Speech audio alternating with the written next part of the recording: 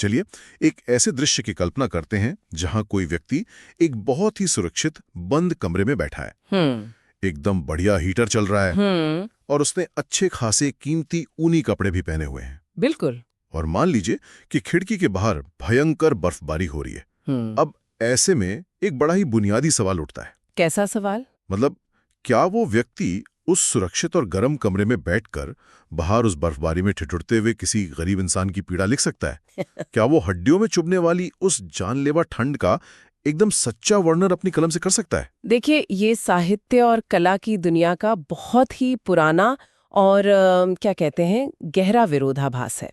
अक्सर यही माना जाता है कि जिस रचनाकार ने पीड़ा के उस चरम स्तर को खुद महसूस ही नहीं किया, वो उसे पूरी सच्चाई के साथ पन्नों पर कैसे उकेर सकता है? हाँ, क्योंकि एक बाहरी व्यक्ति की नजर और एक पीड़ित के असल अनुभव में तो बहुत बड़ा फासला होता ना। एग्जैक्टली। ये तो एक तरह से असंभव सी बात लगती है कि बिना आग में जले कोई जलने की असली पीड़ा समझा सके। और यहीं से हमारी आज की इस गहन चर्चा का सबसे दिलचस्प पहलू सामने आता है। तो आज हम जिस सामग्री का विश्लेषण कर रहे हैं वो डॉक्टर अनामिका जैन द्वारा एमए प्रथम वर्ष के छात्रों के लिए लिखी गई एक बहुत विस्तृत समीक्षा है। हाँ, और यह समीक्षा हिंदी साहित्य के दिग्गज, जिन्हें हम कलम का सिपाही कहते हैं, मुंशी प्रेमचंद की एक कालजयी कहानी पर केंद्रित है। बिल्कुल, पूस की रात, जिसने अपने समय में यथार्थवाद की पूरी परिभाषा ही बदल कर रख दी थी। और आज का हमारा मिशन सिर्फ इस मशहूर कहानी का सारांश दोहराना नहीं है। सही कहा। हम इस समीक्षा के जरिए उस कहानी के पीछे छिपे यथार्थवाद, समाज में फैले आर्थिक शोषण और खुद लेखक के जीवन के विरोधाभासों को समझने की कोशिश करेंगे। मतलब हम ये समझेंगे कि कैसे एक लेखक जिसने शायद खुद उस स्तर की गरीबी कभी नहीं देखी, उसने हिंदी साहित्य की सबसे कड़वी यथार्थवादी कहानी रच दी। चलिए इस पूरे विषय को थोड़ा खोल कर समझते हैं। डॉक्टर जैन जी समीक्षा को जब हम गहराई से खंगालते हैं तो सबसे पहले ये बात एकदम साफ हो जाती है कि पूस की रात को महज एक किसान की कहानी के तौर पर पढ़ना इसके साथ अन्याय होगा। तो फिर ये क्या है? ये कहानी दरअसल 1930 के दशक के भारतीय समाज का, उसकी खोखली सामंतवादी व्यवस्था का एक मनोवैज्ञानिक एक्सरे है। एक्सरे? क्या बात है। हाँ, क्योंकि ये समीक्षा हमें एक ऐसा चश्मा देती है जहाँ रचनाकार का अपना सुरक्षित जीवन और उसकी रचना में ठिठुरते पात्र दोनों एक दूसरे के आमने सामने खड़े दिखाई देते हैं। ये सिर्फ साहित्य नहीं है, बल्कि एक पूरी सदी के सामाजिक मनोविज्ञान का अध्ययन है। तो चलिए इसी विरोधाभास की परतें खोलते हैं। समीक्षा में जो सबसे पहला और हैरान करने वाला सवाल उठाया गया है ना, वो सीधे मुंशी प्रेमचंद के निजी जीवन से जुड़ा है। और वो बहुत ही तीखा सवाल है। बिल्कुल। मतलब एक व्यक्ति जिसने अपनी पूरी जवानी लखनऊ और बनारस जैसे बड़े शहरों की आबोहवा में बिताई हो, जिसने कभी किसी खुले खेत में पूस यानी जनवरी की कड़कड़ाती ठंड में रात न गुजारी हो, वो गांव की उस हाड़ कंपा देने वाली ठंड का इतना भयानक अनुभव कैसे लिख सकता है? इस स्थिति को समझाने के लिए ना समीक्षा में एक बहुत ही मजेदार और सटीक मुहावरे का इस्तेमाल किया गया है। हाँ, वो खाली मूली बिरयानी पकाना वाला। एग्जैक्टली। खाली मूली बिरयानी पकाना मतलब बिना किसी असल सामग्री के ही एक बेहतरीन बिरयानी तैयार कर देना। ये मुहावरा भले ही सुनने में हल्का फुल्का लगे, लेकिन इसके पीछे का तर्क बहुत ठोस है। बिल्कुल ठोस है। देखिए, 1929 से 1931 के बीच का वो दौर जब ये कहानी लिखी गई थी, उस समय प्रेमचंद लखनऊ में नवल किशोर प्रेस में एक सम्मानित पद पर काम कर रहे थे। उनका जीवन शहरों के मध्यवर्गीय परिवेश में बीत रहा था। यानी उन्होंने खुद कभी उस शारीरिक यातना या उस स्तर के कुपोषण को नहीं झेला था जो पूस की रात का मुख्य पात्र हल्कू झेल रहा है। सही बात है। आलोचक का तर्क यही है कि इस सजीवता का स्रोत प्रेमचंद का निजी अनुभव नहीं था, बल्कि ये उनकी अद्भुत कल्पना शक्ति और उनकी पारिवारिक या ऐतिहासिक पृष्ठभूमि का कमाल था। यहाँ पे समीक्षा में एक बात पर विशेष जोर दिया गया है कि प्रेमचंद कायस्थ जाति से आते थे। हाँ, और ऐतिहासिक रूप से इस समुदाय का मुख्य काम प्रशासन, राजकाज या लिखाई पढ़ाई से जुड़ा रहा है। तो आलोचक के अनुसार ये पीढ़ियों से चली आ रही बौद्धिक क्षमता ही थी जिसने प्रेमचंद को ये कला दी कि वे क्या कहते हैं, काजल की मात्रा को घटा बढ़ाकर रूप को सवार या बिगाड़ सके। अच्छा, यानी उन्होंने शब्दों की कारीगरी से उस दर्द का निर्माण किया, न कि उसे खुद भोग कर। बिल्कुल। रुकिए, इसका मतलब ये हुआ कि आलोचक के अनुसार प्रेमचंद ने ये दर्द जिया नहीं था, बल्कि एक कुशल कारीगर की तरह सिर्फ शब्दों को घड़ा था। ये तो उनकी प्रामाणिकता पर एक बहुत बड़ा सवालिया निशान है। ये एक डिबेटेबल पॉइंट है। हाँ, मतलब अगर किसी ने एक अमेखेक में रात नहीं बिताई तो क्या उसकी कलम से निकला दर्द पूरी तरह सच्चा माना जा सकता है?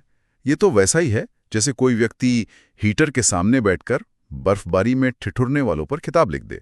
और इसी बात को पुख्ता करने वाला एक बहुत ही चौंकाने वाला विवरण हमें शिवरानी देवी के संस्मरण से मिलता है, जो कि मुंशी जी की पत्नी थी। जी हाँ। बताया जाता है कि जनवरी का ही महीना था, वही पूस की जानलेवा ठंड, और प्रेमचंद एक नया बढ़िया गरम सूट पहनकर अपनी पत्नी के सामने आते हैं, उन्हें मजाकिया लहजे में सलाम ठोकते हैं और बेहद खुश नजर आते हैं। अरे वाह, ये विरोधाभास देखिए कितना गहरा है। असल जिंदगी में रचनाकार गरम सूट पहनकर मुस्कुरा रहा है और उसी समय उसकी कलम अपनी ही कहानी के पात्र हल्कू को बिना कंबल के ठंड से मरने के लिए खुले आसमान के नीचे छोड़ रही है। और यही बात सच में बहुत गहरी हो जाती है। यहीं एक आम लेखक और एक कलम के जादूगर का फर्क नजर आता है। प्रेमचंद ने अपनी बौद्धिक क्षमता से उस दर्द का जो खाका खींचा, वो किसी भी भोगे हुए यथार्थ से कमजोर नहीं पड़ा। लेकिन इस जादुई कारीगरी के पीछे एक बहुत ही कड़वा सामाजिक यथार्थ भी छिपा है। बिल्कुल। अगर हम कहानी के मुख्य ढांचे और उसके पात्रों की ओर ध्यान दें, गरीब किसान हल्कू, उसकी पत्नी मुन्नी और उनका वफादार कुत्ता झबरा। हाँ, कहानी की शुरुआत ही उस घुटन भरे दृश्य से होती है जहां हल्कू ने एक एक पैसा अपनी भूख मारकर जमा किया था। वो 3 रुपए। हाँ, 3 रुपए। आज सुनने में अजीब लगे, लेकिन वो पैसा सिर्फ धन नहीं था, वो उस पूस की ठंड से बचने के लिए एक कंबल खरीदने की उम्मीद थी। लेकिन उसे वो पैसा महाजन को देना पड़ता है। और ये महज 3 रुपए छिन जाने की घटना नहीं है, ये किसान के उस बुनियादी मानव अधिकार के छिन जाने की बात है जो उसे कड़कड़ाती ठंड में जिंदा रख सकता था। ये 3 रुपए वाला प्रसंग सच में अंदर तक झकझोर देता है। और यहाँ समीक्षा में एक बहुत ही गहरा रूपक या मेटाफर पेश किया गया है। कौन सा रूपक? कहा गया है कि अगर हल्कू का कोई पुत्र होता तो वो इस बुढ़ापे में उसके लिए एक गर्म कंबल के समान होता। जो उसे सहारा देता। बिल्कुल। और अगर उसके पास धन होता तो वो धन एक बंदूक के समान होता जिससे वो अपनी और अपने खेत की रक्षा कर पाता। लेकिन लेखक ने जानबूझकर अपने पात्र हल्कू को हर तरफ से निहत्था रखा है। उसे निसंतान रखा गया है। हाँ, उसे पूरी तरह से असहाय और अकेला छोड़ दिया गया है। उसे इस क्रूर व्यवस्था में साथी के रूप में कोई इंसान नहीं मिलता, बल्कि सिर्फ एक जानवर मिलता है, उसका कुत्ता झबरा। और ये अकेलापन कोई साहित्यिक संयोग नहीं है। अगर हल्कू की उम्र का मनोवैज्ञानिक और शारीरिक विश्लेषण किया जाए तो ये बात सामने आती है कि उसकी उम्र लगभग 60 से 65 वर्ष के बीच है। 60-65 वर्ष उस जमाने में, और वो भी एक गरीब किसान के लिए।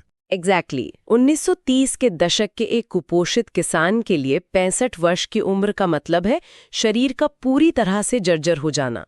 इस उम्र में शरीर प्राकृतिक रूप से अपना तापमान बनाए रखने में अक्षम हो जाता है। जवानी की वो ऊर्जा नहीं रहती जो हर मौसम की मार को झेल जाए। सही कहा। इसीलिए वो असहाय होकर अलाव जलाने के लिए आम के बाग से सूखी पत्तियां बटोरने को मजबूर हैं।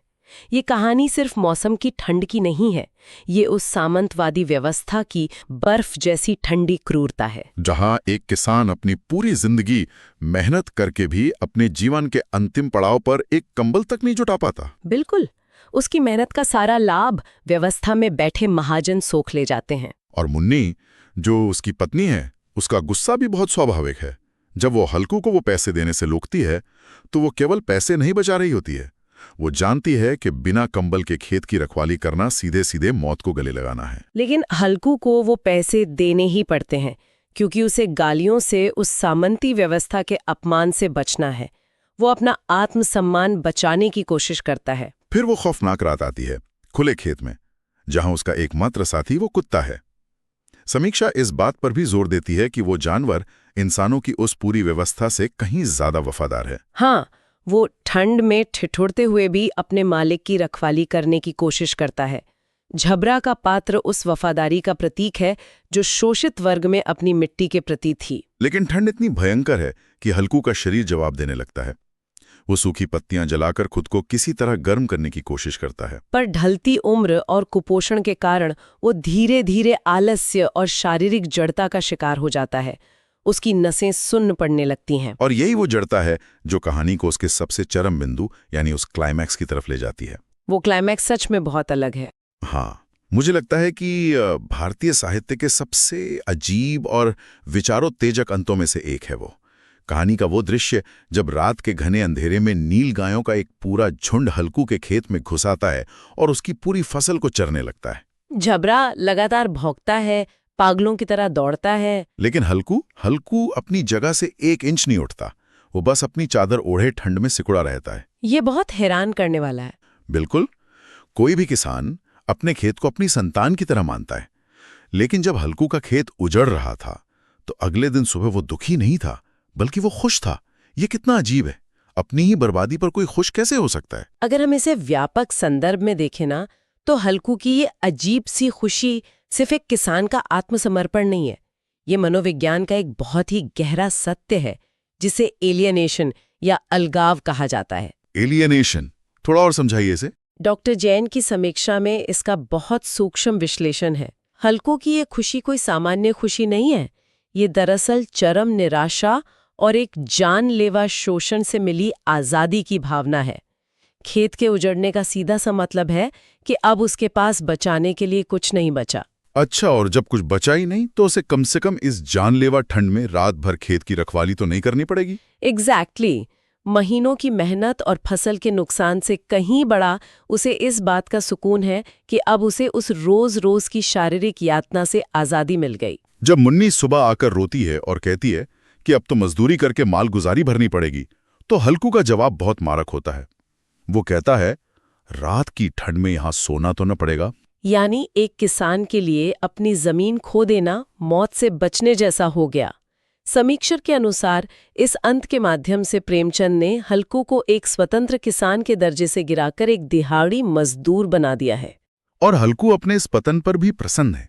ये समाज की उस क्रूर व्यवस्था पर तमाचा है जहां किसान होने से बेहतर एक दिहाड़ी मजदूर होना लगता है। जरा सोचिए, जब किसी इंसान से उसकी बुनियादी गरिमा और उसके श्रम का मूल्य पूरी तरह छीन लिया जाता है, तो वो अपनी बर्बादी में ही अपना बचाव खोजने लगता है। ये विश्लेषण सच में भीतर तक चुभने वाला है। अब हल्कू की इस लाचारी से जरा रचनाकार की विचारधारा की ओर बढ़ते हैं। ये कहानी केवल हल्कू का पतन नहीं है, ये खुद प्रेमचंद के भीतर चल रहे एक वैचारिक भूचाल का भी सबूत है। बिल्कुल। समीक्षा स्पष्ट करती है कि ये कहानी 1930 में माधुरी पत्रिका में प्रकाशित हुई थी और इस समय तक प्रेमचंद का वो पुराना आदर्शवाद पूरी तरह से टूट चुका था। हाँ, जो उनकी शुरुआती कहानियों में झलकता था। अगर ये कहानी उनके शुरुआती दौर की होती तो शायद अंत में महाजन का हृदय परिवर्तन हो जाता या हल्कू नीलगायों को भगा देता। लेकिन 1930 तक आते आते सब बदल गया। हाँ, खुद प्रेमचंद ने कहा था कि वो उस अर्थ में यथार्थवादी नहीं थे जिस अर्थ में आलोचक उन्हें रखते हैं। उन्होंने कहा था, मैं यथार्थवादी नहीं हूँ।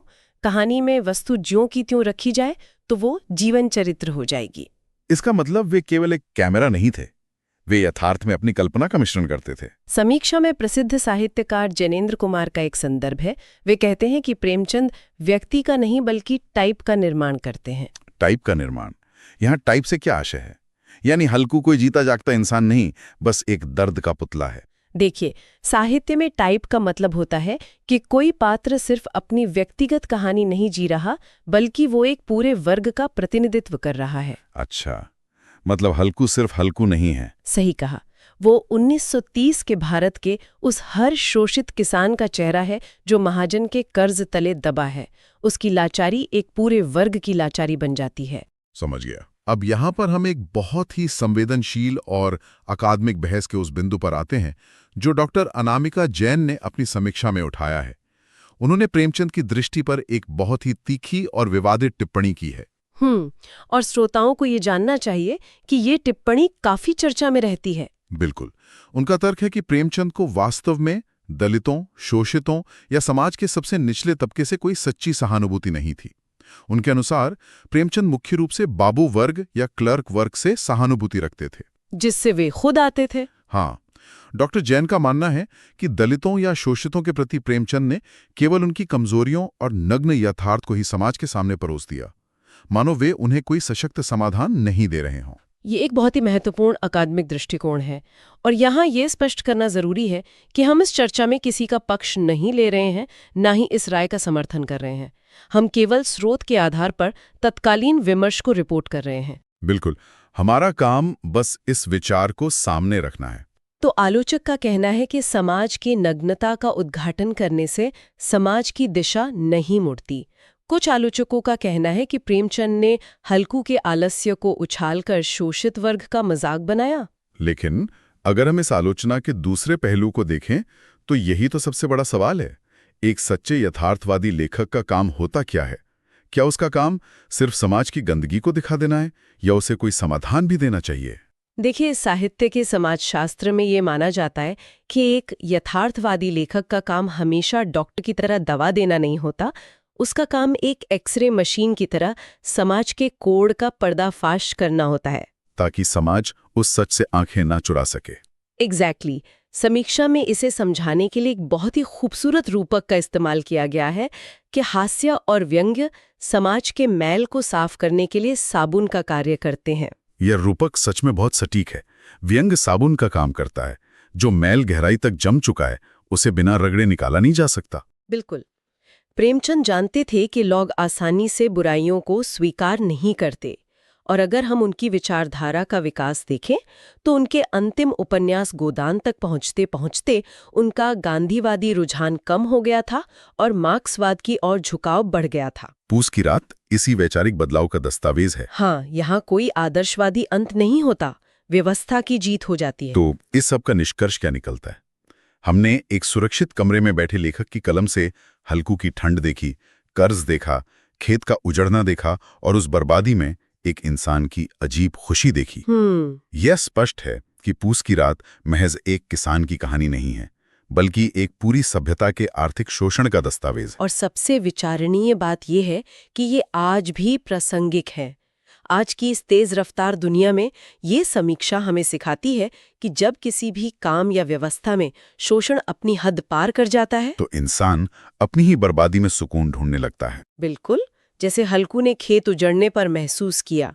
ये हर शोषित समाज का सच है। ये बात वाकई सोचने पर मजबूर कर देती है। साहित्य हमें बताता है कि दुनिया कैसी है। प्रेमचंद ने अपनी समझ से वो दर्द कागज पर उतार दिया। उन्होंने नग्न यथार्थ हमारे सामने रख दिया। एकदम सही। लेकिन इस चर्चा के अंत में एक सवाल जो हमें खुद से पूछना चाहिए, क्या केवल समस्याओं का नग्न यथार्थ दिखा देना काफी है, या एक लेखक की ये भी जिम्मेदारी है कि वो उस अंधेरे से बाहर निकलने का रास्ता या कोई उम्मीद की किरण भी दिखाए? ये सोचने वाली बात है। क्या बिना समाधान के यथार्थवाद समाज को सिर्फ एक गहरी निराशा में धकेल देता है, या फिर दर्द को उसकी पूरी सच्चाई के साथ महसूस कर लेना ही बदलाव का पहला कदम है? बहुत ही गहरा सवाल है ये। श्रोताओं के लिए ये सवाल हम यहीं छोड़ते हैं। आज की इस गहन चर्चा में शामिल होने के लिए बहुत बहुत धन्यवाद। मिलते हैं अगली बार एक नए विषय और एक नई वैचारिक गहराई के साथ।